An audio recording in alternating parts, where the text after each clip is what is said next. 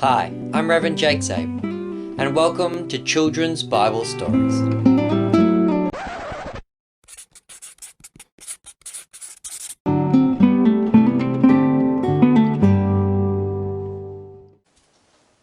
Hello and welcome back to Children's Apocryphal Stories.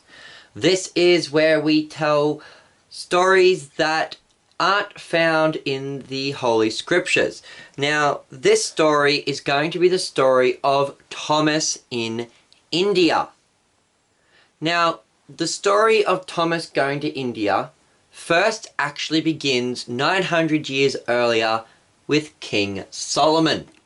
So King Solomon had built a port city on the Red Sea at the city of Ezion-Geber.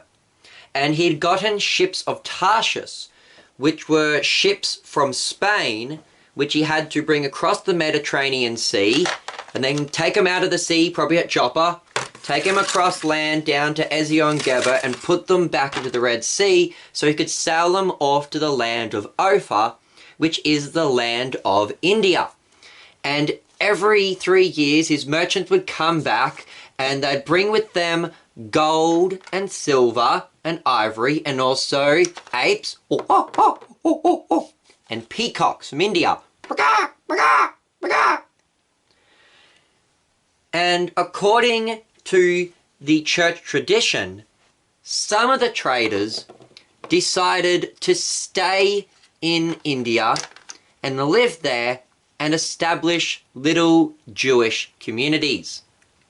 And this then, children, is where we come now to the story of Saint Thomas. Now, according to the church father, Saint Eusebius of Caesarea, after the apostles had left the city of Jerusalem, Saint Thomas and Saint Bartholomew, also known as Saint Nathaniel, they were commissioned to go off to the lands of Parthia, that is the lands of Persia, today known as Iran, and also as far as the land of India. And according to tradition, Thomas and Bartholomew both went off as far as India. In the Middle Ages, John Foxe wrote his Christian Book of the Martyrs of the World, and he records that Thomas had gone and preached to the Parthians, the Medes, the Persians, the Carminians, the Hyrcanians, the Bactrians, and the Magians, and he preached as far as the land of India. Foxe also records that Bartholomew also went and preached in the land of India and even translated the Gospel of Matthew into the native tongue.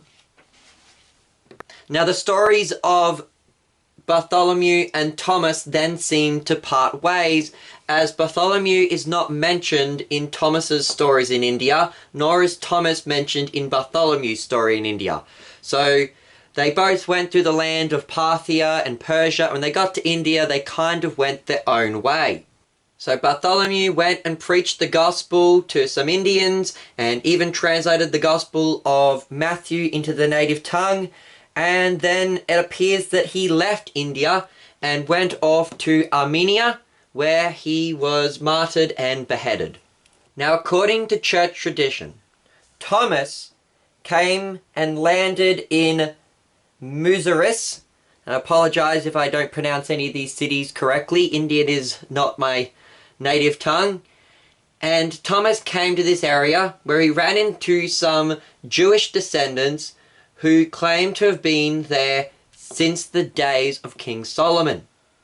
And Thomas preached to them the good news that the Messiah had come, and he baptized many of them, and according to tradition, he established 7 churches in the south of India. And later, Thomas would go to the area of Mylapore near Madras in the Tamil Nadu region, and in AD 72, he was martyred by some Indians who speared him to death. And that, children, is the story of St. Thomas in India. I've been your host, Reverend Jake Zabel.